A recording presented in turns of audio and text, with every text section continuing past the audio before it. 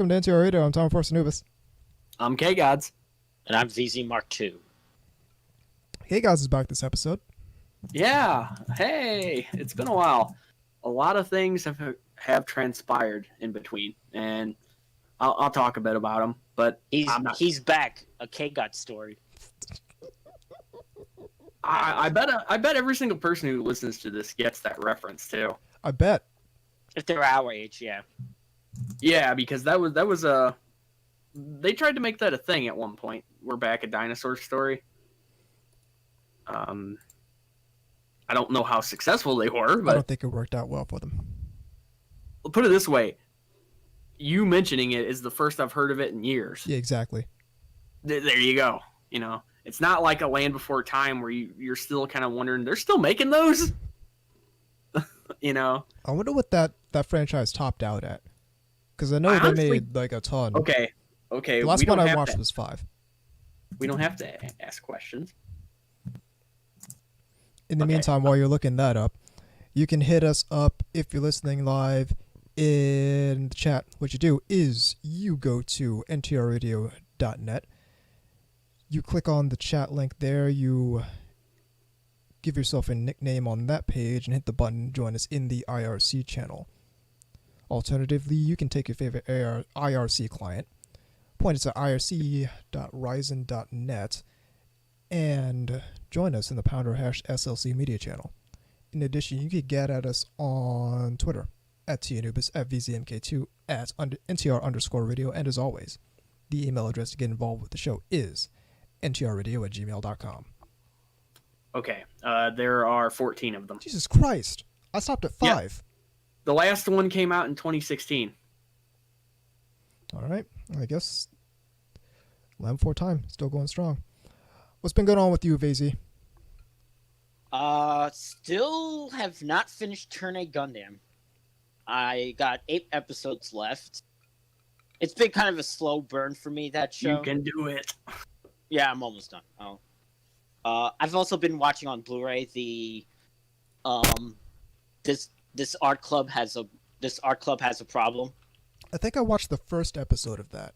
See, what's fucked up about the name of that is that could easily be some typical crappy college show. This art club has a problem. Right. You know, it'd just be a bunch of like art students whining about how problematic their fucking work is. No, how problematic whatever current politics. Yeah, cause du jour is sort of working it with. Listen, I had to deal with that, so. Well, yeah, but it's so much worse now. Yeah. And even if you're not there, like you have like relatives that are there that'll fill you in. You're just like hearing horror stories and shit. It's like, I mean, did anybody catch when fucking all those places were trying to do the 2 + 2 = 5 thing? Yeah, I heard that. That was so stupid. 2 + 2 actually isn't 4. It could be 5. That's white patriarchy mathematical rape or something. Who knows? Science is racist, or math is racist. Yeah. Which, do you really want to use bridges built by these people? I mean, really, think about that. Would you want to get on an elevator designed by somebody who thinks like that? Taking the stairs. I hope the stairs aren't designed by any of those. By the same asshole. Yeah. Oof. Anyway, couple things I did. I was out of town. I ended up in Vegas for a little while. Vegas, baby. Yeah. Was not as crowded as you would think. The airports were deserted. Oh, I guarantee you. There was like 4 people. I guarantee you. Interestingly enough, when I went to Ohio last 2 months ago, the airport the airport I left out of was more or less empty. Yeah. The one nice thing about that was the shuffle through TSA was so fast. Oh yeah. Well, what I'm really glad about is I'm gonna miss that when it goes back to normal. That I didn't stop all. I didn't have to get on the plane at the airport that I was getting. I stopped over at. I didn't have to do that whole shuffle there because that airport was crowded. Interesting. I usually take nonstop flights if I can. I would have liked to, but it's not. Gonna Sometimes, happen from that airport. sometimes it's just a matter of, well, not to get. I don't like talking about money related things because, well, who the fuck wants to hear about that? But I should point I wrote out a whole that blog about money related things and animes, or otakuentrepreneur.com. Nice segue. But yes, like I paid. I'm trying to think here. Like tickets there and back were $89 a piece. $89. Yeah, it's amazing. Like it doesn't get any better than that, really. Well, like, so as I understand it, and I mean, flying on a real plane, not fucking like paying some crop duster guy to take you over there. That'd actually probably be more expensive if you think about it, and certainly more dangerous. But as I understand it, and this is something I heard a decade plus ago. I'm not sure if it's still the case. I don't see any reason why it shouldn't still be the case. But as I understand it, travel to and from Vegas is heavily subsidized. Yeah, I mean, it's generally cheap. I mean, put it this way, it doesn't cost any more to go to Phoenix or anywhere like that. Right. It's the thing is it actually was more. I just happened to catch it on like a good day because I checked it out the days before and it was actually like 119, but it dropped to like 89. Yeah, it's really good. And I was just like, holy shit, gimme. I should mention that come November I'll be out of town again. Not in Vegas though. Not Vegas. Yeah, not Vegas. I'll be in little more south than that. Yeah. I'd explain more, but there's no real need. I'll just be there. Should be fun. It's not anime related or anything like that. But I still will bring like my recorder because funny shit happens. Yeah, it's fun. Dude, they ain't shit going on that's anime related at this point. Yeah, like anywhere really. I mean, it's all fucking. It's all shut down. Yep. I'm sure everybody's having fun with that. No, I'm not. I should also mention, again, not anime related, but when I was bored, I actually ended up watching all 4 of the Lethal Weapon movies in a row, which took up a good chunk of the day. I actually liked the 4th one a lot. Normally when things like that come back or a little while after the original one came out, they end up being kind of crappy. Or just sort of like bad home straight to home DVDs or something like that. Right. But that one was actually pretty good. I mean, if you like the other ones anyway. If you don't, probably not. Is any of you watching Simp the anime besides me? I still need to start on that. I know the Geeky Panda picked that up. It was equally as infuriating to him as it's been to everyone else. Well, here's the thing. You're talking about the one Wombat flipped out about, right? Yeah. Yeah. Okay, here's the thing. yeah. I've actually been enjoying it. I mean, yeah, there's a lot of cringe still, but it's. Are you enjoying it in the same way I quote unquote enjoy school days? I like that distinction. Well, the new girl I don't mind as much. The third girl, but yeah, there's it's weirdly, and I'll probably get some hate. Uzaki-chan has kind of grown boring for me. I'll still finish it, but it's just not. I mean, but outside of the whole like meme of getting raged over it, which is stupid. Which the whole thing was stupid. Again, another in a long line of 15-minute controversies. Yeah, and also it's that as soon as the next crop of shows comes out, they'll bitch about something else. And I mean, it's so average, honestly. I'm kind of not very animated well. I'm kind of disappointed that there's that Uzaki's getting that sort of attention because I think it's a genuinely good show.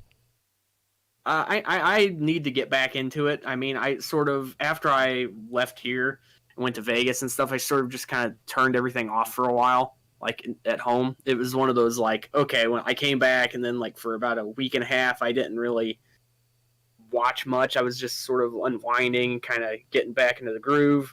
Right. Things like that. Plus there's some other shit going on that it's not really relevant to this podcast. But anyway. Okay, as for watching anime and stuff, I've actually started to see commercials now.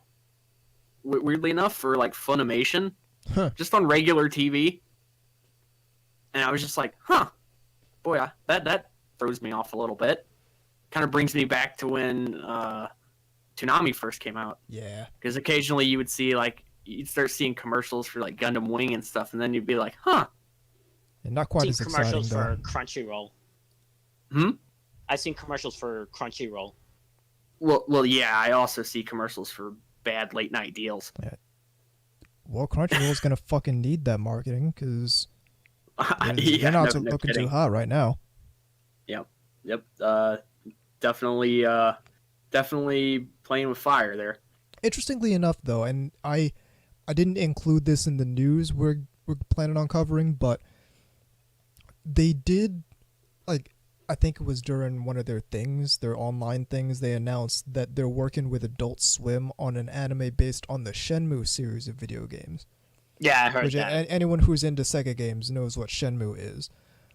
I'm not even a giant Sega proponent, and I know what Shenmue is. Yeah, exactly. And so I mean, that kind of threw me because if you came to me and said, "Hey, what Western companies would you expect to work on the Shenmue anime?"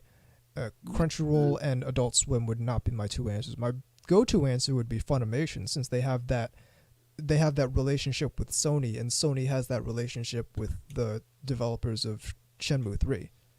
Right. Makes sense.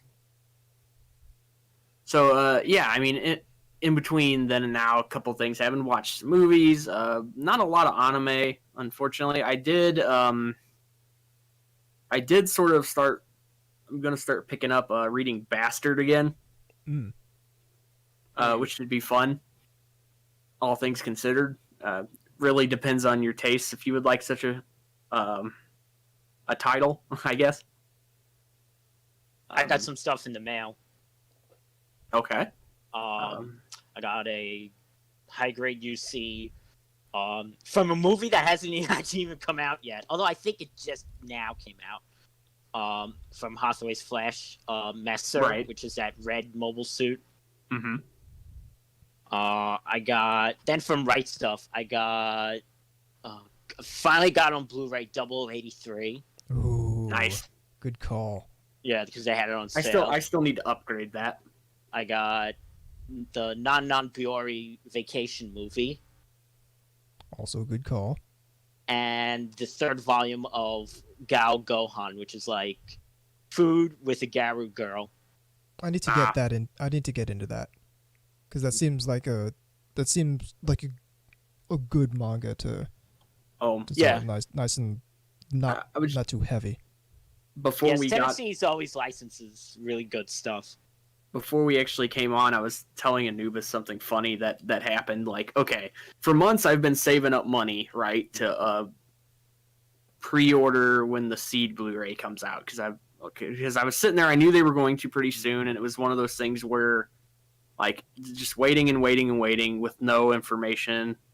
Occasionally on Twitter, something you'd see something, but beyond that, no release date or anything like that.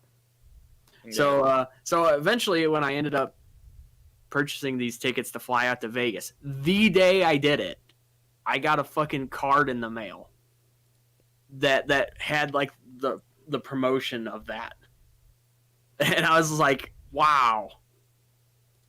The old joke about you. Yeah, exactly. It was like, okay, it happened the day I spent money. They're right stuff like, hey guys, just bought some tickets to Vegas. It's like, hey, it's gonna coincide with it being in his mailbox. He. Yeah. Less funny now that I, need more money now. Nah. It's not that big of a deal, but it's kind of irritating in the sense where. It was one of those things where it wasn't like any kind of Media Blasters wait or anything, but right. I mean, nothing that bad, but it's still kind of annoying. It's like, okay, couldn't you give us a little bit more of a projection? You said it was coming out this year, and then months later, it's like, oh, by the way, here's this like card in your mailbox.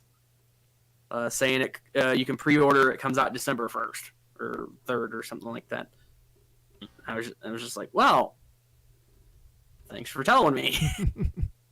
And that's the remastered of the Seed. No, it's not. It's a much bigger thing than that.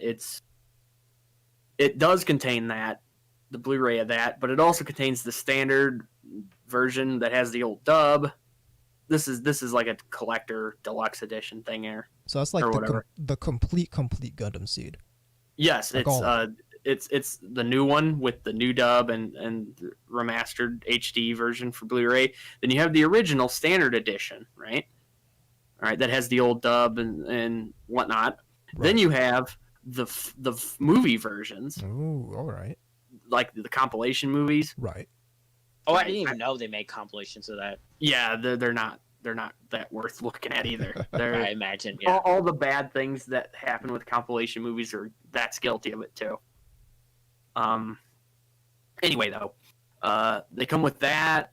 That's not all either. It comes with like a 118-page art book, a couple other things too, like a bunch, like over 2 hours of extras for other kinds of shit. Well, let's just say it costs as much as it contains. So it's not the cheapest thing ever. Naturally. So if you just want the show itself, you might just want to wait until a standard edition Blu-ray comes out. But that's not what this pre-order is for. It's for like the big one, which I'm kind of interested in. I also believe it has the red frame and blue frame things in it. Oh, you remember those like little commercials? Basically, yeah. They're like 8 to 10 minutes long or something like that. Yeah, the two Astray Gundams. Yes, for red frame and blue frame, which are very good, by the way. It's one of those things where if you watch it, you're kind of pissed off there wasn't more of it. Yeah, I saw the red frame one. I'm like, damn it, I really like this one. Exactly. It's like, motherfucker. Like I bought. So, let it be known, I'm not the Gundam Seed guy, but please believe I have 2 different versions of the Astray red frame as model kits. It's just it's such a nice design. Yeah, it is. And again, it's pretty interesting too. I mean, even if you didn't like Destiny, for example, Stargazers was cool. I still need to see Stargazer. Yeah, I mean that was really cool. I mean, it was just like a 3-episode shot thing or whatever. And I don't remember if it's officially an OVA or like an ONA or whatever. I'm not sure. I'm not sure we'll even get it, to be honest. I kind of hope we do, but it's one of those things where, I mean, we didn't before. Well, I mean, it's saying that it's licensed by Sunrise in North America. What, Stargazer? Stargazer, yep. Oh, so, yeah, then they probably are. Cool. I should be... not that it really matters, because I don't think I can justify buying the Destiny set for that. I'm sorry. I mean, because, not a... Any goodwill Seed had, I think Destiny robbed you of it. It's kind of like how I feel about 00 and 00 second season. I don't think that's as bad as Destiny. I don't know, man. Second season was really bad. Wasn't also the second Iron Blooded Orphans bad or something? I don't know. I stopped at like episode 3. Nobody I know that liked Iron Blooded Orphans to begin with got mad at the end of it. I mean, it was just one of those things. Like most people I know had sort of a lukewarm attitude toward it, which I don't know. I enjoyed it for what it was. I liked it more than Age. I found out that see, I know my white whale was Hathaway's Flash, but my other white whale, Gaia Gear, that one pretty much won't ever happen. Because... I feel like each of us have a highly attainable white whale for animated Gundam and a 100% completely unattainable white whale for Gundam. Because my attainable one is Sentinel. My unattainable one is Char's Deleted Affair. Deleted Affair, yeah. That's not happening. How did I know you were going there? I don't think that's happening. We're not going to see Char Can they- Aznavour ruin can they- everything for everyone in the Earth sphere by not banging Haman Karn and on Axis. Well, to be fair, he finds other ways to ruin everything for the Earth sphere. Oh, absolutely. Just he wouldn't have had to do that if he had just banged Haman Karn. But I get it. No, but the I reason understand. why it makes sense, the reason why Gaia Gear is because Sunrise doesn't actually own anything, and if you think about it, there's no like actual Gundam in the name, no mobile suit. I don't even think it's past the UC timeline, but there's no like I don't think there's a mention of UC. The funny thing about that is when you say that it's past the UC timeline, it's sort of like one of those like, so who knows what the fuck. It's the Beyond section of the Bed Bath and Beyond. Well, it's like, to be fair, if you say it's past the UC timeline, that's describing like 3 different anime at this point. And I also just assume human beings don't exist anymore. Well, they would have found don't some way to fuck you. They don't even call them mobile suits; they call them man machines. And this was from like the novels for that were from 1987. So this was basically Tomino basically trying to distance himself from like Gundam, or trying to do Gundam, but without like the corporate aspect. Yeah, And thus we get well brain powered. Oh wait, no. Yeah, I don't think that'll work out too well for him. No. Yeah. Why don't you talk about news, Anubis? So, Well, we okay, do go have. Wait! I got the drop in. Once I find the button, is that the button? Yes, it is. Let's use Working to restore power. So, do y'all remember when Funimation picked up interspecies reviewers, and then when Funimation dropped interspecies reviewers because they, well, Yep. not that we knew that they had dropped it, but we knew that they had stopped dubbing it and stopped streaming it. It just sort of quietly went in the back burner. Yeah, it kind of vanished, and they said, not even in an official statement, but in an email to a customer, that it didn't meet the company's standards or something that we didn't know about before that moment, but Some sort of who PR knows? speak crap, like we don't like. Wasn't it more like ridiculous than that though?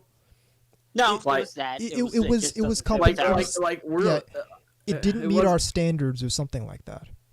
Yeah, and it's just kind of like, okay, I suppose when you're not doing Keijo, this is too offensive. Okay. Well, What? Interspecies Reviewers has been picked up. It's been license rescued. It got license rescued like half a year after it finished airing. Yeah, and everybody had already went ahead and downloaded the rest of it and finished it. Yeah, exactly. But it's now licensed by Critical Mass, which I hadn't. Which is I haven't heard of them in a long time. I really hadn't heard of that name, like until now. I hadn't been familiar with them. It's the porn imprint. Yeah, so Nozomi and Right Stuff doing that's their hentai licensor. Mm-hmm. Always So- good to know. So that's going to be coming out. It's going to be coming out in the physical release, obviously. And I should add this just for the shits and giggles of it, but like, I can't wait to see people that are pretty much up Funny's ass all the time try to spin this. In the sense that like we saw something earlier. I'm not going to name names or anything. Yeah. But like that sort of made me think of that. Like, I mean, I don't understand where these people are coming from. It starts to kind of make me angry because, like, you see people who are rightfully upset that Funimation is There were basically people that were invested in picking it up. yeah. Well, it's like and basically the rug was pulled out from under them, and I fully fully expected them to sit on the license. I fully expected them to sit on the license as well. Just as sort of a fuck you. Yeah, as I understand it. Because that sounds like something they would do. Well, it's like, so the it's either, okay, we're gonna sit on this license, not allow anyone to put this out legally, and then yell at people for downloading it. Well, it's like at the very least, none of our competitors will gain market share off of this. Or, and I guess this is what happened, or I can't even guess that this is what happened. For some reason, they relinquished the license, and another company went back to the licensors and picked it up. In this and case, I don't know if that Critical was Mass. Exactly, and I don't know if that was something that they voluntarily chose to do. I don't know if that was a contractual obligation where, okay, if you're not going to put this out, then somebody you have to give us the license back, because you can't just sit on it and do nothing with it. I don't well, know. None of us are privy to those contracts, so that would make sense to me. I tell you one thing: this is going to be much cheaper by them. I guarantee you. Well, no, I was actually going to say that. Sort of kind of where you were going with it, it does sort of make you wonder if, like, back in the homeland in Japan, like, yeah, there wasn't some sort of thing like, well, then if you're not going to do anything, give it back. That would make sense to me. Like, and let us be able to shop it around. Yeah, right, exactly. It's like, because, and maybe they took it at a loss or something, who knows. And now, well, guarantee you Funimation lost money. Oh, for sure. But and again, because we're not privy to this contract, because we have no right to be privy to this contract, I don't know, but one of two things happened. Either Funimation lost money, like they're out hundreds of thousands, because that's how much it would have cost to buy up this license, or perhaps tens of thousands, we don't know. Or there was some sort of clause in the contract where, okay, if for some reason we need to relinquish this license, then some percentage of the minimum guarantee goes back to Funimation. But what's it say about a casting couch? Yeah. No, wait. But I didn't say that out loud, did I? It's not. That's not something that we would know, but that would kind of make sense to me. But what really makes sense to me is Funimation fucked up. They bought a license that they had no idea what it was, and decided. They looked at the manga. But here, actually, no. Hold on. On some level, maybe they did know what it was and just decided, hey, let's do it. But on the bottom line is less lewd than the anime. Yeah. Yeah, it's less lewd than the anime. But what makes sense to me is Funimation bought a license. They didn't fully know what it was, and they decided, hey, we can't do this. It's against our standards that we made up. So that seem completely arbitrary based upon other things we've released. So they just decided to cut their losses. And really, I don't necessarily think they decided to do that. I think it would make sense to me that there was something compelling them to relinquish that license if they don't do anything with it. Yeah, I mean, it does sort of make you wonder if, like, Japan's becoming privy to some of the weird shit that goes on here, and they sort of put things in. And they put things in clauses like that. We saw this happen with Kodomo no Jikan. Because how long did Seven Seas sit on that license?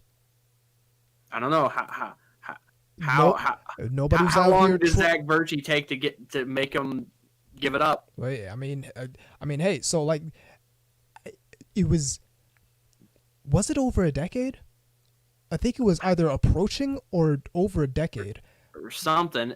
I mean, they had it forever, but they just sat on it. Yeah, and then we got this big announcement from Digital Manga that they have the license and that they're going to put it out, which I don't think they have yet. Project H got it, right? Project H is Digital Manga's hentai manga label. Okay, yeah. So they... And I should mention that when they did that, so many people got butthurt. It was fucking stupid. It was... Because it got funded in like a day. Oh, yeah. People want this manga because, surprise, surprise, it's actually a good manga, but you're not going to hear that from the people who seem to have some level of a vested interest in making sure this thing never reaches the United States. Right. It's there's this weird thing, and I'm sure you guys have seen it too, where it's not enough to just hate something. You have to actively prevent other people from being able to get it. It's not enough to hate it. It must be destroyed. Yeah, exactly. It's like you can't just ignore it and be like, "Fuck it, it's not for me" or whatever, like I do with music or something I don't like. It's like there's this active malice there, and it's like, I mean, I don't get that. That's just very childish and very like, I don't know. It just kind of reminds you of like when you're little kids or something, and your brother or your cousin or somebody in your family just gets mad at your sandcastle for being better than yours and just destroys it. Just because it's there. Yep. Well, I'm convinced a lot of these. Well, maybe I shouldn't get to, but I'm convinced a lot of these people, probably when they were really young, were probably like daycare children. That's not an excuse. No, but it explains why they're so. I've got friends that were them, and they don't act like that. Yeah, I was in a daycare. I came out fine. Yeah, that only holds so much water. It's I don't know. It's they seem to look at something like a Domino G-Con or something like interspecies. Like they're reviewers. Protecting humanity from it. Yeah, or something like Uzaki-chan. Some sort of fucking savior complex or some shit. And look at it like this is corrupting people or some yeah, shit like that. They really do sound like those fucking people in the 90s that were screeching about fucking Pokemon and shit. It's teaching kids evolution. Or Doom or Mortal Kombat. Or a little later, Harry Potter's teaching people magic. They're gonna start their cauldrons and covens and other stupid shit that completely off base. But anyway, speaking of anime, though, since you mentioned news, we should point something out that should be of interest for a lot of people. We have a second season of Maid Dragon coming. Yes, indeed. Down the pike, and I'm sure that'll piss off the same people it pissed off the first time. I love that we're getting second and third seasons of pretty much all of our favorites, the majority of our favorite stuff. We're getting, and whether you like this show or not, this is going to be a point of contention for the same reason. Shield Hero's coming back. Yep. We're getting another. So all you people who said that Shield Hero was an evil cartoon, but didn't unsubscribe from Crunchyroll because you don't put your money where your mouth is, congratulations, you're getting season 2 of Shield Hero. Enjoy yourself. We're getting the second season of Laid Back Camp. We're getting a third season of Non Non Biori. Is it? Who's doing it? Do you know? I think it's the same. Oh, is it? Okay. Well, the thing is with a lot of these second and third seasons, you see them switch companies a lot. Well, they did that. Yeah, they're doing that with the third Is the Order Rabbit. That's another studio picking that up. Yeah, I mean, we got a bunch of Strike Witches stuff in the basically in the can. Yep. Not one, but two Cells at Work things. We're getting another season of regular Cells at Work. There's a movie out in Japan now. Mm-hmm. And we're getting the spin-off. Oh, geez. I wonder if the movie is going to have any reference to this COVID shit. Well, actually, it's... I know. No, it's actually adapting the thing from the manga where it's like cancer comes back. Oh, the Cancer-chan. No, but there's also the one Cells at Work Black, or as they're calling it here, Code Black.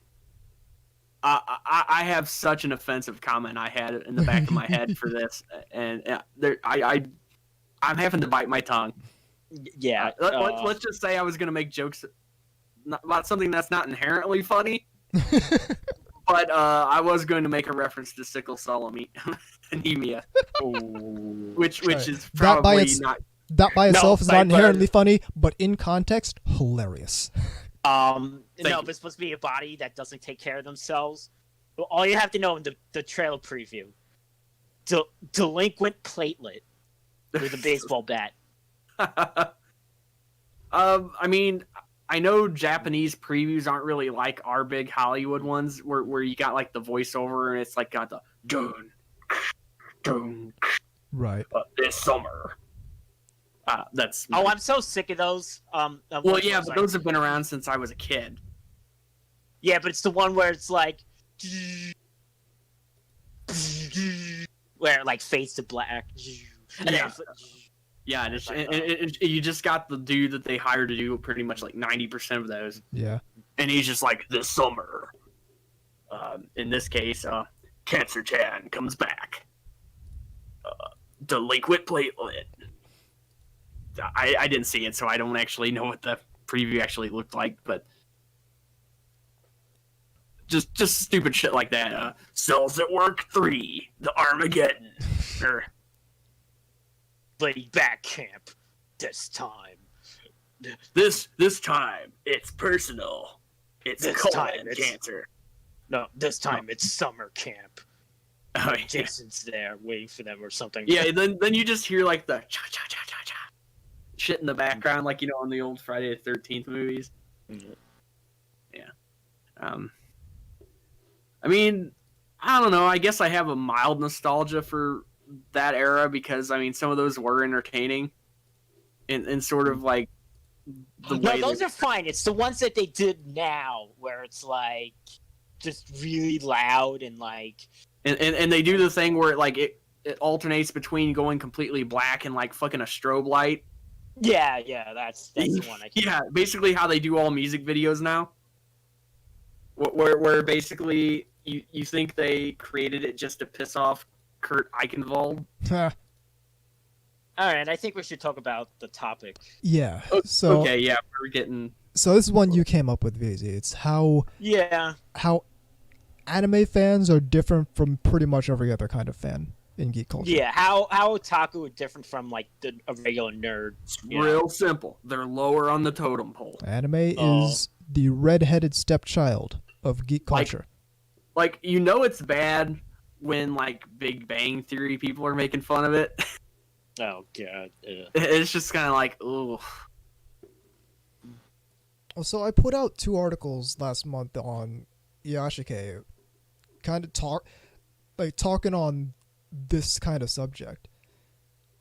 And it's like, so part of the issue is that, number one is that anime itself is kind of fundamentally different from a lot of other things that are considered nerd culture and geek culture.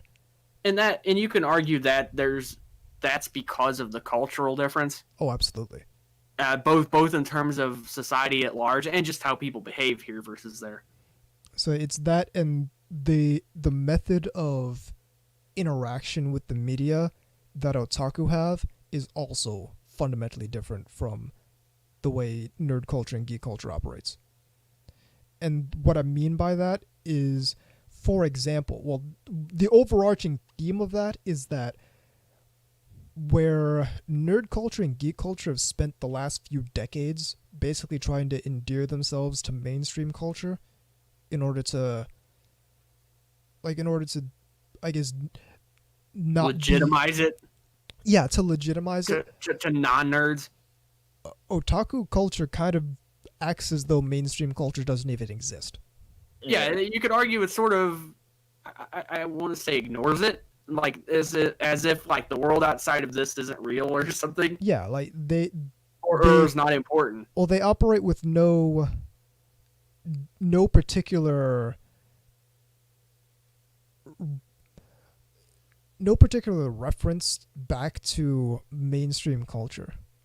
Like, I think you're trying to see people try to do that now, but I think it's actually backfiring. Oh yeah, it's not doable in the same way that Western comics, that video games, that tabletop games especially. Because then you have to explain Eromanga Sensei to the layperson. Exactly. And nobody either A, doesn't fucking want to do it, or is embarrassed and uncomfortable doing it. Exactly.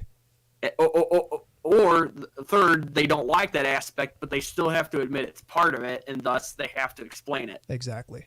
And they don't want to do that either. Yeah. So one thing you do see is that a lot of the people who are in a sort of ambassador class, ambassador role within anime, basically completely ignore that section of the medium. Try to sweep it under the rug, or which is really weird because in many ways that's coming full circle. Because when it first came out here, in general, when it was harder to get, like in the in the 80s and whatnot, Yeah.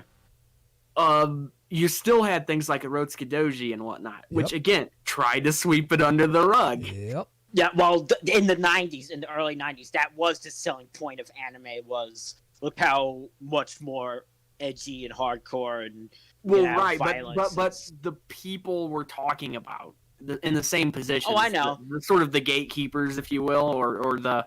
I think that was only the early journalism aspect. I think the fans lapped it up. The fans were all like, right. That's exactly what we're talking about.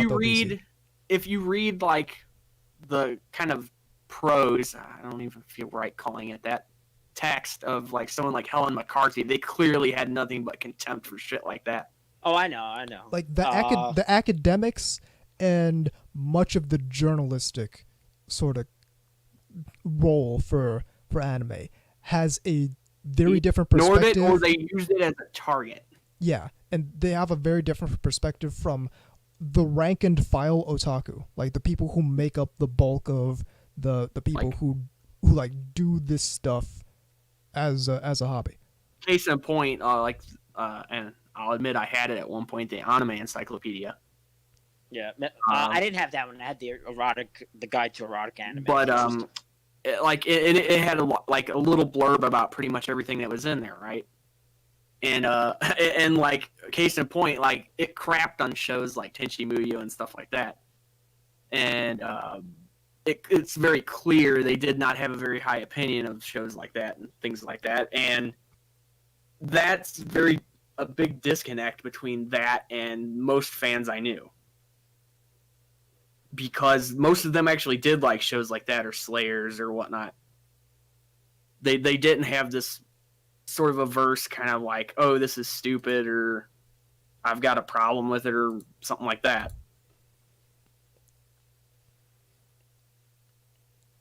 Yeah, so I think the entire disconnect between otaku and that disconnect's still here. That's the weird thing. Oh, absolutely. Or people that sort of shat on MD Guys versus the fact that MD Guys sold actually quite well for CPM.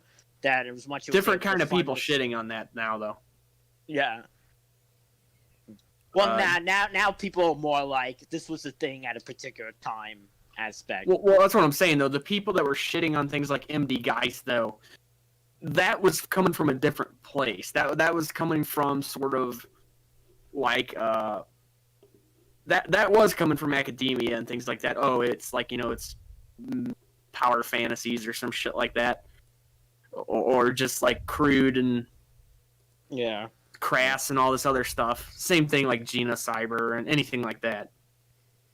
But now, I mean, first off, that kind of stuff isn't really in vogue to begin with. I mean, not a lot of that kind of stuff's made anyway. But even if it was, the people that would be watching it are the same people that'd be watching it now. I mean, that were watching it then. Right. Yeah, and the thing, anime journos hated Slayers back in the day. Yeah, they did. I'm not sure why.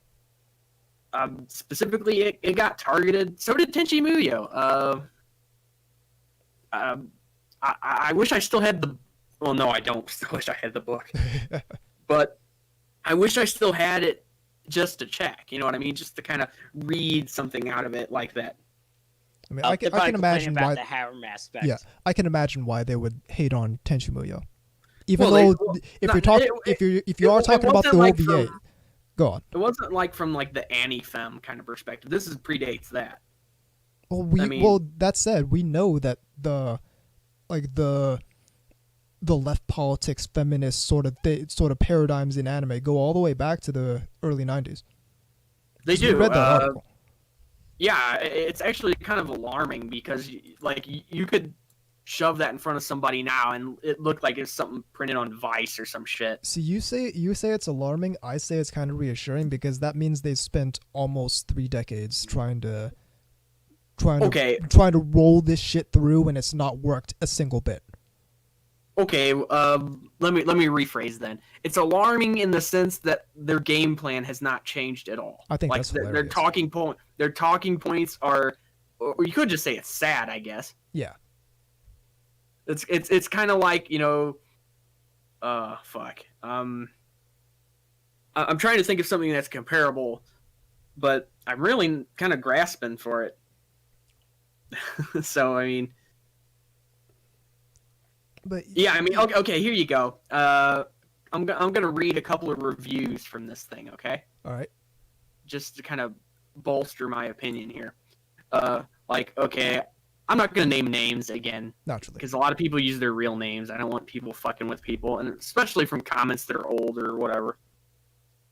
Okay, to which somebody wrote, and this is what they titled their review: exactly the book you want if you want to be amused while sifting out the weird fetishistic stuff from things you can enjoy. Yeah, that's the fucking problem. That should tell you why this is a bad book. Yeah. Because it's not made for fans. It's made for an academic. Bingo. And that's the disconnect. Like somebody, I'm sure somebody's like rubbing their paws and going, but you can be an academic and a fan. Yeah, but you can't write for the same mentality. Exactly. Trust me, you can't. The things the academics looking for and the things the fans are looking for are two completely different things. And we've seen that demonstrated for a good decade plus now. All right. I'm still looking through. There's more of them. Okay. Let's see here. I've noticed that most of these are from the UK too. Yeah. Which that explains a lot too, because Helen McCarthy is from the UK too, I believe. She is. I've heard her voice. Yeah, she is. Yeah. I've And heard trust her me, she was on the A&N cast with the Colony Drop guys, and trust me, nobody wants to hear her talk about sex. and Anime World Order. Yeah, you know, Or them, for that matter. Oof. Anyway, yeah, I mean, most of the high rankings on here are just really talking about how, again, like, oh, you can avoid the creepy stuff if you hear and stuff. Yeah, just don't watch this one. Don't watch this. You know. Mm-hmm. Yeah, it's a. So I feel like part of this is coming from. Don't forget, she coined the term wannabes of the MTV generation, and I'm still trying to figure out what the fuck that even means. Well, it's like pure strain otaku syrup. It doesn't mean anything, but the people who are like geared up to read that kind of thing know that it's meant to be something bad, so it's okay. But part of this disconnect, I feel like, is it's people coming into anime from other paradigms rather than coming into anime organically or coming into anime off of something that's already Japanese on some level. So like, I know exactly what you mean. Part of the issue is that I came into anime off of early Toonami. So like the Sailor Moon and the Speed Racer and the fucking Zoids and the Hamtaro and the Tenchimuyo and all that shit. I don't think people really appreciate how diverse a block that was back when it was like early Toonami, before it made the jump to Saturday, and then it's now only Saturday, and then it took a break, and now it's on Adult Swim. Back in the day, Toonami had a very diverse wealth of shows that it was putting on, and as opposed to Shonen Jump, the Shonen Jump block. Well, it's like, as opposed to, okay, we're gonna show JoJo's Bizarre Adventure. Now we're gonna show the two Fooly Cooly things that no one asked for. Now we're gonna show this and that. As opposed to like Pop Team Epic, like everything you would like, zero surprises from new Toonami. Back in the day, old Toonami was, and I don't know that they set out to do this, but one thing that I really credit old Toonami for was being there to introduce people to a lot of different anime and in some way give them context for what they might encounter later. So number one is that you can get into, like, you can watch old Toonami and find something you like, and then okay, now you're tumbling down the hill. Now you're watching DBZ, and now, oh well, Robotech's next. I guess maybe let's check that out. Okay, Robotech's pretty cool. How about Gundam Wing? Oh, Gundam Wing's really cool. Oh, they're showing this thing called Tenchi Muyo. Oh, it's a little offbeat, but you know what? I kind of like it because I'm already primed to enjoy anime, because I saw Sailor Moon, I saw Zoids, I saw all this other stuff that's kind of bringing me into this medium on its own, not off of something external to that. So like back in the day, a lot of the like old anime fans, who were like the first anime fans in the United States, they were getting into it off of sci-fi. So it kind of makes sense that once the cute girl shit starts coming in at scale, they're gonna feel a way about that, because we're getting into this off of sci-fi. This is what we like. Now they're doing all this stuff that we don't like. That's gonna be a problem. But I feel like a lot of the problem that we're encountering is people coming into anime off of something else I don't think they would air Keijo Burgermeister even back then. It's a little too. It's a little too. Keijo would be a little too thick, but I've said this over and over, and I've added one anime to this list, but here's Adult Swim should have Girls in Panzer. It's perfect, but they're not going to do it. Has a dub. They're not going to do it though. But so I think the part of the issue, and this is the other article that I dropped in August on Iyashike, is part of it is trying to make anime fit in with the generalized geek culture paradigm. It's only going to marginalize anime. Like you can't make it. And on some level, I'm against the creation of a generalized geek culture paradigm, but I understand that the ship has sailed on that. But the attempts to involve anime in that always result in, like, so back when New York Anime Festival merged with New York Comic Con, we ended up with what was called the anime ghetto, where you talked about like convergence and all that. Yeah, so like when you get anime, when you try to integrate anime in the generalized geek culture, you always create an anime ghetto, because it's the elephant in the room. It's the sore thumb. Well, it's the sore thumb, and when you generalize it at that point, it can only be the lowest common denominator, because you're not gonna get. I'm sorry, but we're not at the level where we can accomplish this, but we're not going to get a space, a community, like where everyone from all these different sectors of fandom come together and all appreciate and accept each other. It's not going to happen. We're not going to get that. That is not going to happen. No. Not it.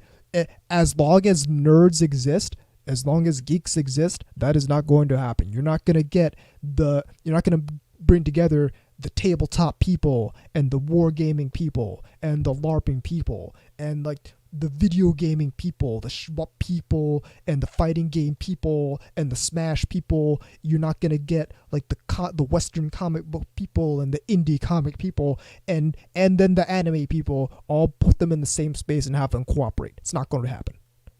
And what really happens is, number one, that always boils down to the lowest common denominator amongst those people. And you would think that's not as big a problem as it sounds, but it's actually a bigger problem than it sounds. Because what you do when you get that is Now you you've just water down. You what- water down each not. whatever it is that that original thing was. No, it's worse than that, BZ. You destroy anything any of those people had in common. Because here's the thing, you can get it. You can show up at the tabletop gaming meet, and there can be people from all walks of life, all sorts of like social strata and various socioeconomic conditions and all that, but they all have at least one thing in common. They're all into tabletop games. You can get people in the anime subculture, and they might be different ages, different races, different like gender identities, sexualities. They come from different walks of life, social strata, socioeconomic, whatnot, and all that business. But they all have one thing in common, which is they like anime. But if you try and mix all of that together, what do all of those things people have? What do all of those people have in common? Nothing at all. We like to pretend that you can bring in it's geek culture. It's fandom, not the anime fandom or the furry fandom. Or it's like, have you ever been in a room with other fans before? It's like it's not any specific kind of anime. It's just fandom. If you break that down, it doesn't actually make any sense, because we can talk about the anime fandom and we understand that the common thing is being into anime. We could talk about the comic book fandom and understand that the common thing is being into comics. But what is the common thing with fandom? Being a fan? And at that point, yeah, being a dork. It's like you're gonna have nothing in. Well, actually, Kagos, that's a really good point. The part of you could make an argument that part of the common thing of fandom is being on some level a social misfit or a socially persecuted person for what you like. And I think creating an identity around that is kind of a really bad idea. Well, if not only that, but these people actually aren't helping with that to begin with, because I mean, if you look at things now, they still treat people like shit. Well, that's the thing, is that when you bring together all sorts of socially persecuted people, social misfits, all that kind of thing, the immediate the immediate temptation is to recreate the exact hierarchy that caused it to begin like that. Exactly. To recreate the exact social paradigms that they failed to navigate in the greater world. Basically, but to put themselves on top. Of course, obviously. Okay. Except anime fans don't do that for some reason. Just as an aside, I actually found the thing I was looking for. It was actually on an older version of said book review. To prove my point, I'm not going to read all of this. It's fucking long and annoying. But here's a couple of choice quotes from a review. All right, this chunky little volume will shake Western anime fandom to the core. Its real audience is not the exclusive subculture of long-term anime fans, but the ordinary public. Exactly, and that's the fucking which problem. This makes no sense, because the ordinary public has no interest at that level. Exactly. The ordinary public isn't going to read a book bigger than War and Peace. Okay. Also, fucking read back to me that first part of the quote. Oh yeah. This is fucking British jacking off, if there ever was any. This chunky little volume will shake Western anime fandom to the core. Go on, next part. Its real audience is not the exclusive subculture of long-term anime fans, but the ordinary public. The exclusive subculture of long-term anime fans. Yeah, that's such a horrible thing that they kept that alive. It's so bad that a subculture wants to continue the appreciation of the thing they built their subculture around. Okay, that's one of many questionable things that's stated here. one of which is great. Here's another one. How many outsiders have had their opinions of anime shaped by juvenile trash such as Ranma Half or Tenchi Muyo? What? Well, here's the thing. If they can't, here's my problem. And it gets better. Yeah, go on because I have a rant after that. Okay, and it basically there's a little writing here that listen to this shit. Postscript. Since writing this review, I've had the opportunity to look at other opinions offered. These can be divided into two types: the appreciative fan and the spurned fan. And then they have some really dumb shit like this, like, quote, the book slated my favorite show. I have little respect for this point of view. It's time the hobby grew up and received critical attention. Grew up and received critical attention. Go fuck yourself. Yeah, I mean, okay. But, Okay, there's a lot of things that are wrong with this. One, it's an encyclopedia. As far as I know, encyclopedias are just chronicling shit. They're not really supposed to be like Leonard Maltin's fucking review book. But again, it's just called that. I mean, to actually call it one is somewhat of a misnomer too. Here's a better one. Quote, the writers are elitist and disrespectful of fans, unquote. To which they say, and about time too. The fan community is an insular niche that clings to a handful of poor quality shows rather than critically examine why the good material is worth watching. Which tells you this person's looking in from outside. Yeah, they're on the outside looking in. They honestly sound pretty much like the jackoffs who used to be on Colony Drop. And this is from the UK because of fucking course it is. So this is the fucking problem I have. Someone comes in. This is something I guess I've not spoken enough on it because I can only remember a couple of times I've said it. It's like, whatever happened to being open-minded? Isn't that supposed to be a virtue? Isn't that supposed to be something like that we praise? Oh, someone's coming in with an open mind. They're coming in we're coming in saying, oh, okay, right, well, I don't quite understand what's going on in this Tenchi Muyo show, but you know what? It's something different. It's something that kind of it's kind of like, I can tell that it's not something that I'm used to. You know what? Maybe it's worth giving it a fair shake because it's not like, it's quite obviously not something that's like within paradigms I'm really used to. I should point out that and there's somebody actually wrote a comment here, and it turns out that not only is this person who wrote this review an author, but is a British author from something called Manga Max.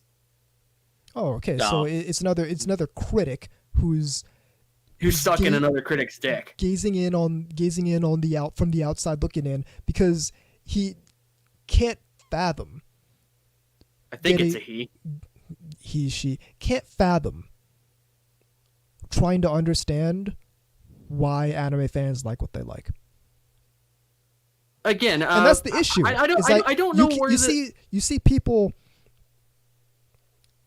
I'm not sure why this snooty fucking attitude seems to come from the UK so much, in terms of like compared to the rest of Europe.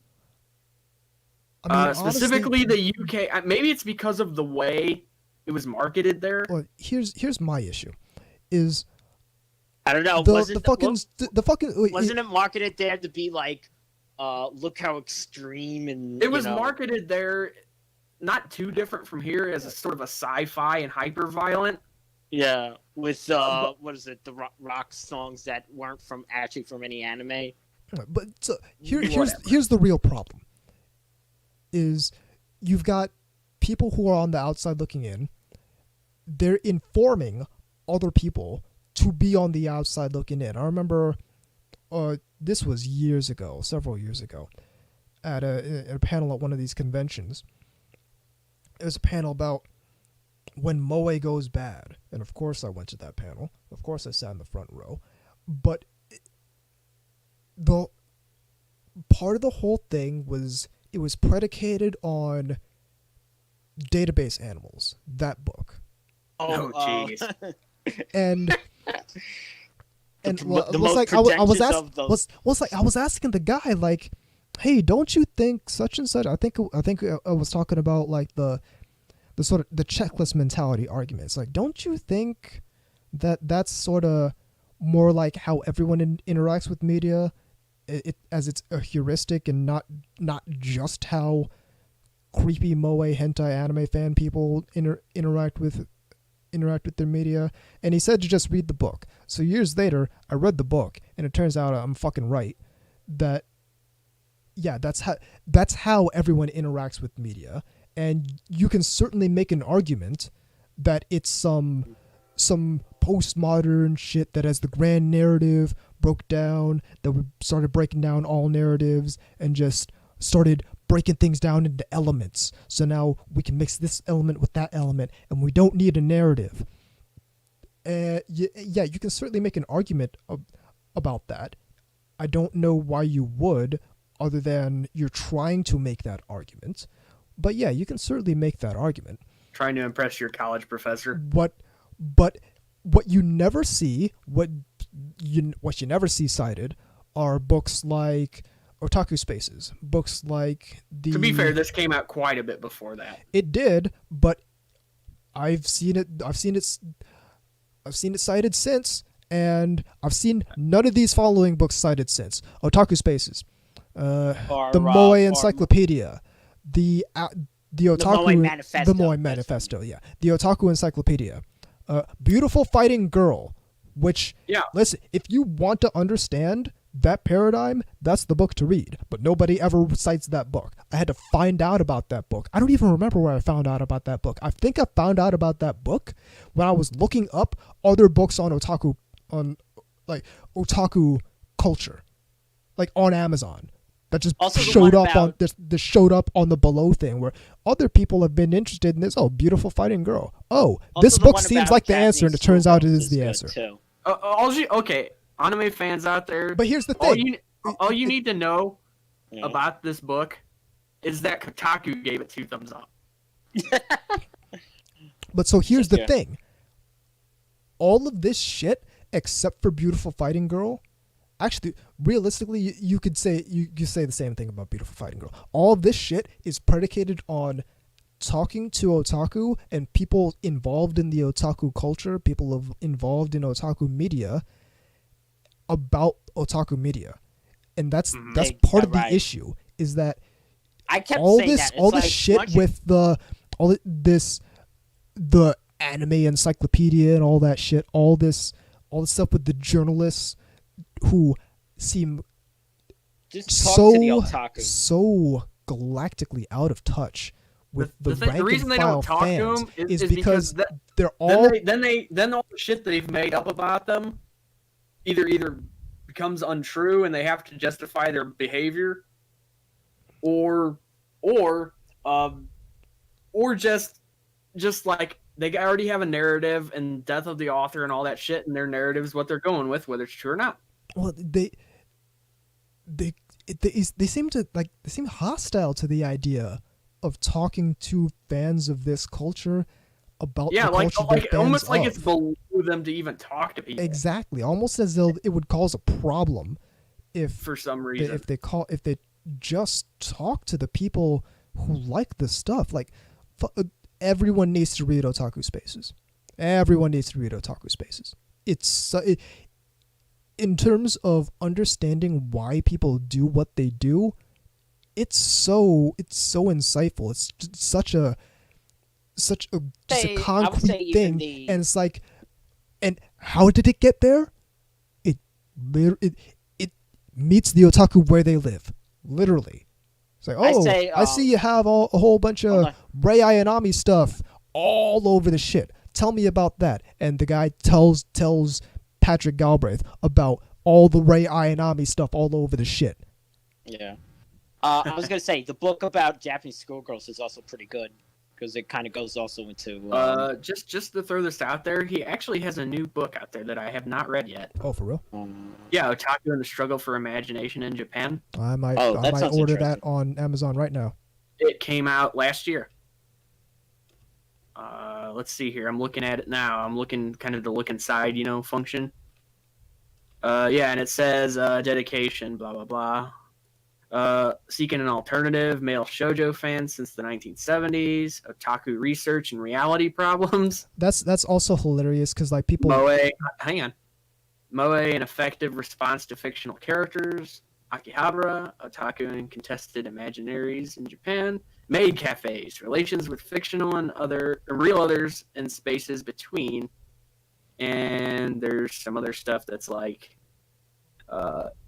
Ishi 100, the politics of Japanese otaku, popular culture, and Akihabara and beyond. So that's interesting because you, like, if the journalist role and all the academia people are to be believed, this Moe stuff is just something that happened like in the mid 2000s somewhere. We don't really know when it happened, but we know that some Moe boom happened, quote unquote, during that point in time. But now we're looking at this book by someone whose entire MO is examining this culture through talking to people involved in this culture, and not just like they're fish in a fishbowl. And he's talking about male shoujo fans since the 1970s. So hey, it's almost as though the entire narrative that gets spun from people who are committed to being on the outside looking in is not just misguided, but incorrect. It's a wrong narrative. They're not correct. They're wrong repeatedly. And that's really the issue with trying to compare or trying to involve anime with other types of fandom. Because the people who try to interact with anime from the outside looking in don't know how to do it. They don't know how to do it. They're not really committed to learning how to do it. And they generally stay on the outside looking in. And thank you for posting that. That's what happens when you try to integrate anime with this other fandom stuff. Is the anime, and obviously just my observation, but I've seen what happened to the big multi-genre convention near me that has been almost systematically trying to push out anime content. I saw what happened. I didn't see firsthand, but I heard the reports of the anime ghetto at New York Comic Con when New York Anime Festival merged with that. It really seems to me like when you try to sort of like when not Otaku USA, but what the fuck was that called? New Type USA. When that ended up ultimately becoming Peak, which was like more just sort of a variety nerd thing and not really just anime specifically. But the same thing happened. Anime always gets pushed into the corner. And it died real fucking fast. Yeah. 4 issues. Yeah, I was gonna say it was like, wasn't it like 4 or 5 issues, and then it just kind of went 4 issues, and nobody cared. Yeah, because everybody who was interested was I remember there was an article in there. I remember there was. I didn't read it. I'm only paraphrasing, but I think there was an article in there like, "Is anime dead?" or something like that. Wow. No, just your magazine. Yeah, exactly. So you can't integrate anime with the other nerd culture stuff, and you can't integrate the other nerd culture stuff with anime. One of them has to go.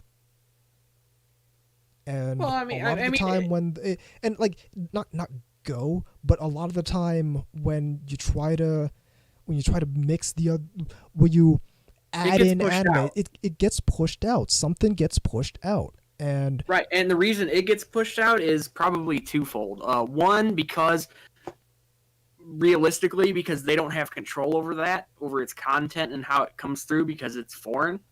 So naturally, it's going to probably be lower on the totem pole, as far as, because people in charge can't really control it over here because they're not really in charge of it over there. We have that, and then you also have, it has elements to it that they just would rather not deal with, and because of that, it's easier to get rid of it and to justify getting rid of it. Well, I'm talking more on a subcultural level. So like when you have a convention that's got like Kineticon, big not big, but multi-genre convention. It's got a little bit of everything. Their slogan is everything but the kitchen sink. It doesn't specialize in anything, but it doesn't specialize in anything nominally. Right, so it's all just sort of this big soup where, like, it gets lost in it. Yeah, everything goes, and anime ends up getting lost in it. Partially because there's so much, but chiefly because of two factors.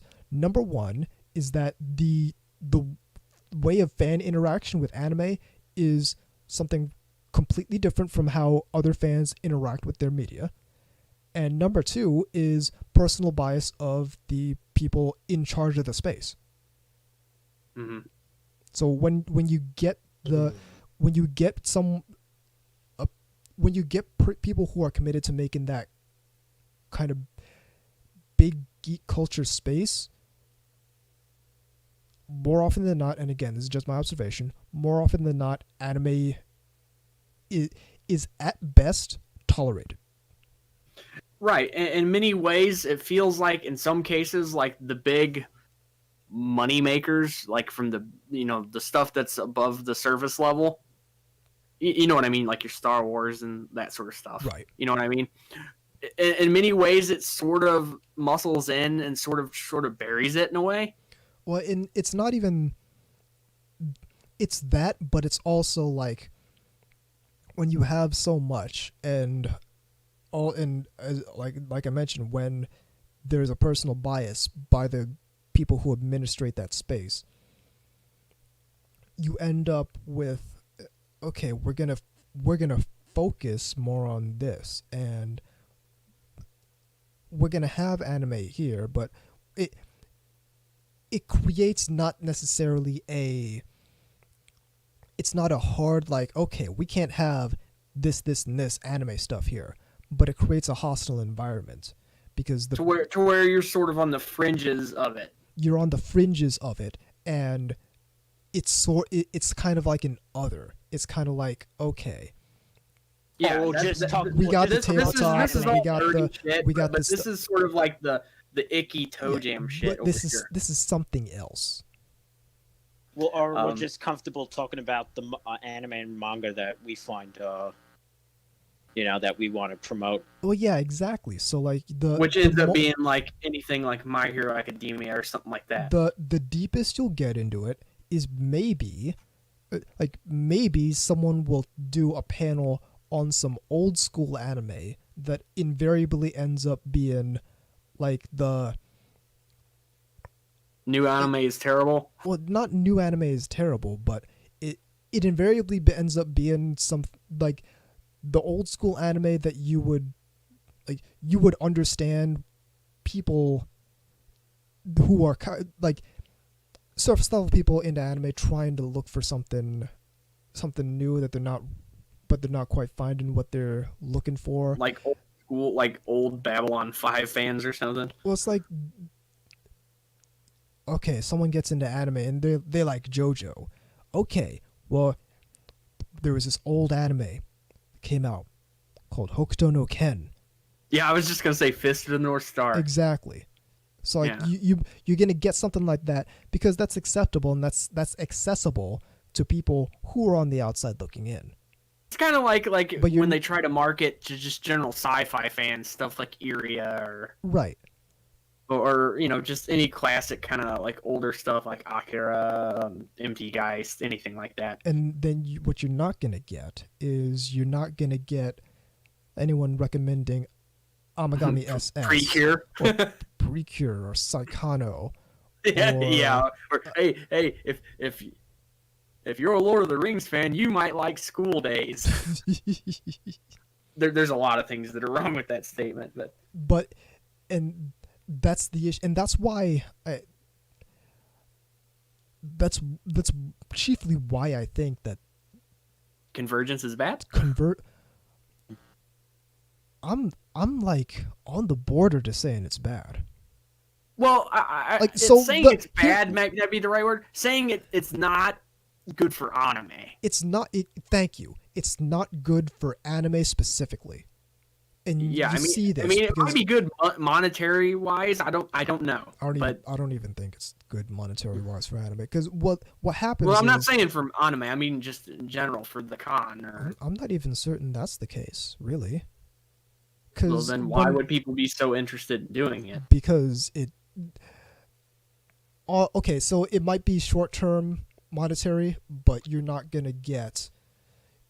Protracted, long, drawn out. People who excess stick around in the scene for a long time and spend a lot of money, like a lot of people in the anime fandom do.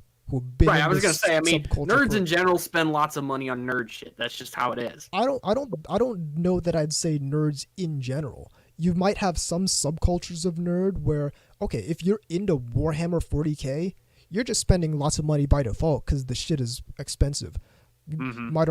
So like, there are calibers of nerd who will spend a lot of money, and they usually are the people who have stuck around in the scene for a long time. Well, right. It's kind of hard to be a scene tourist and drop fuck tons of money. Exactly. I mean, you're not motivated because that shows a level of commitment that's not there. Exactly. So what you kind of start doing when if you're really about that life, if you're really about that generalized fandom life, what you end up needing to do is you kind of got to boil everything down to its most accessible bare minimum. And again, sort of a lowest common denominator. Exactly. And not only do you have a cultural problem when you do that, where, okay, now we boiled every culture down to its lowest common denominator, which ended up being 0. That there's nothing in common between all these disparate groups that have been brought together in this space. So, like I said, maybe just being a dork. Oh yeah, being a social misfit and being shitted on societally, and that's a recipe for disaster. So you've got that social problem, and you're also gonna have a thing where the people who are real deep into one thing are not motivated to go to your space, to your event, because they're not going to find what the specific thing they're looking for there. This is why I have a lot of respect for Anime Boston, and why I've slowed down heavily on Kineticon, because Kineticon they put on a decent show, but I can't find what I'm looking for there. There are points in time so the only reason to be there is to be social at that point. Exactly. The only reason to be there is to see my friends, which is great. But always have a blast. Yeah, exactly. It's also several $100s that I would otherwise be able to commit to something else, possibly something anime related. That would otherwise not be in my wallet anymore. Yeah. And this is why I have such respect for Anime Boston, because it's committed to be in an anime space. If your event does not relate in some way back to anime or Japanese culture, they're not going to schedule it. And that's their decision to make. I respect that decision. Kineticon's, that's their decision to make, to be everything to everybody. I respect that decision, but I'm going to back out because I can't find what I'm looking for there. Now, the case with Kineticon is that they do, like they say they don't really have a focus, but they kind of do have a focus because they've been growing their tabletop area. Like, see, that's not what I was going to do. I was going to say, what, Doctor Who? No. Super Horwat? Who, whatever the fuck that is. So, like, they've been growing their... Super Who-Lock or whatever the fuck it is. If you're into tabletop, Kineticon is probably your jam. But I can't find what I'm looking for there. And that's what I think is the long-term problem with convergence is that you're gonna create spaces where only surface level people thrive, and people who are, let's be real here, surface level people aren't the ones who spend the money. exactly, you're not gonna, people who have been into anime for 6 months aren't gonna be spending $250. Aren't going to be dropping $200 on dojins. Yeah, they're not gonna be out here buying $250 or bunny girl $500 figures. if you're sneaky.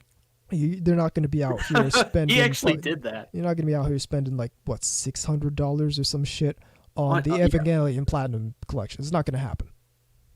I did not pay that much for it. Just saying. So that's the issue, and we're coming up on the end of the show as we speak. But that, I think, is the issue when it comes to trying to bring anime into all these things. It's from a long-term business perspective. Like, discounting all the cultural problems, the significant cultural problems that we talked about earlier on in the show, I don't even think it makes sense if you're looking years down the line from a business perspective. I don't think that you're gonna. You might survive as an event, but your vendors aren't going to be happy. The people who sponsor your event aren't going to be happy. That people aren't buying their products because they're not motivated to, because they've been into this for like a year. Mm-hmm. And again, and that's not even counting in how many of these people will by the next summer no longer even be into this stuff. Exactly. They're sort of floating through and with a mild curiosity, because it happens. Everybody goes through like these weird phases where they'll be interested in something for like a summer and then be gone. Absolutely. I mean, in my case, it was skateboarding. Oh, you went through the skateboarding phase too. I don't know if that's just a guy thing. I'm starting to think it is. Like, at some point, everybody thinks they can skateboard. I can't. But no, that's the issue. And what it comes down to is, for anime specifically, is that the method of consumption, the method of interacting with the media, is just so far and away different. Like, the Dakimakura thing and the anime figures thing and the doujinshi thing are all kind of unique to anime fandom. AMVs, you don't really see all of these sorts of fan interaction at scale in other sectors of geek culture like you see it in anime fandom. The closest thing I can think of are people that are really into like and this is going to be kind of maybe a stretch for you, but think about it for a minute. People who are really into like model cars and stuff. Oh yeah. Believe it or not, there is a lot of crossover there. Oh, absolutely. Because like it's not really all that different from like people with gunpla. Yeah. It's really not. My cousin's a lot like that. He likes to do that. He'll have like these old, model cars that he paints and stuff. You know what I mean? Yeah. And fuck, the paint alone costs ungodly amounts of money. But making a lot of money off of these highly committed fandom people. But the point is, it's a hobby, and it's one that clearly requires more than just, hey, I like this thing. Yeah, there's a performative aspect to it. Yeah, there's more in there. I mean, not to make it sound like it's like a can of a surprise substance of some kind, but you open it, and yeah, it's like a Jack in the Box. But yeah, the way anime fans interact with their media is just such a different animal. To quote what was the old slogan for Apple? Think different. Think different. Yeah. Well, that was from that's a quote from Otaku no Video. Otaku think different. True. Like the like who else would have thought of taking like Hatsune Miku's panty shots and making an umbrella out of it? That's not even to, and we can have an entire conversation about like the horny aspect of the way otaku get involved with their media, which is part of why they get marginalized in every for sure every unified geek culture thing. What a get laid. I've got all kinds of funny comments about that, but especially from some of the people I hear saying that. Yeah, exactly. Which I know they're not. Unfortunately, we don't have time for that. Why don't they just get a rental girlfriend? Actually, do. the people. Yeah, So I've got to. we can fucking talk about that. But I think we should revisit this topic from that angle as well. Just the Yeah. horny aspect. I'm sorry. Yeah, that's right. I find it that you're phrasing it that way funny. That's the only way I could come up to phrase it. That kind of fits in the moment. I like it. I'm probably gonna start using that. I don't know. Fuck. I don't know. But- There's- But yeah, so somebody's out there hot gluing them figures. please believe I know. Don't trust me. I know. I mean, and from my perspective, that's a waste of money. But hey, if you're some rich person with that kink, good on you. Listen. I just sell them. I don't ask what they're doing with them. I just sell them. No questions asked. Listen, you want the fucking Suzaku Kururugi Knight of Zero figure? Cool. It's $180 something. I will send it to you. No questions asked. I don't care what you do with it. But please do not hand me the cash after you've been handling it. We will do this electronically. I don't want cash. I don't want to know where your hands have been. That's it. That's the show. On that note. That should be the episode title. I don't want to know where your hands have been. Know where your hands have been. The email address is ntrradio@gmail.com. The website is ntrradio.net. VZ stuff can be found at vzmk2moyamekagatai.wordpress.com and at thebigbookofIdols.com. You can find my stuff at yashike.moe and otakuentrepreneur.com. I'm on Sounds Twitter. sexy. I'm on Twitter at TEnubis. Vizia is on Twitter at VZMK2. The show is on Twitter at NTR_radio. And I am not. Might At be least not tall, anymore. actually. Check out Asobi FM. Check out the Bakugaijin show. Check out Otaku Midnight. All those shows are really good. Check out the Geeky Panda stuff at thegeekypanda.net.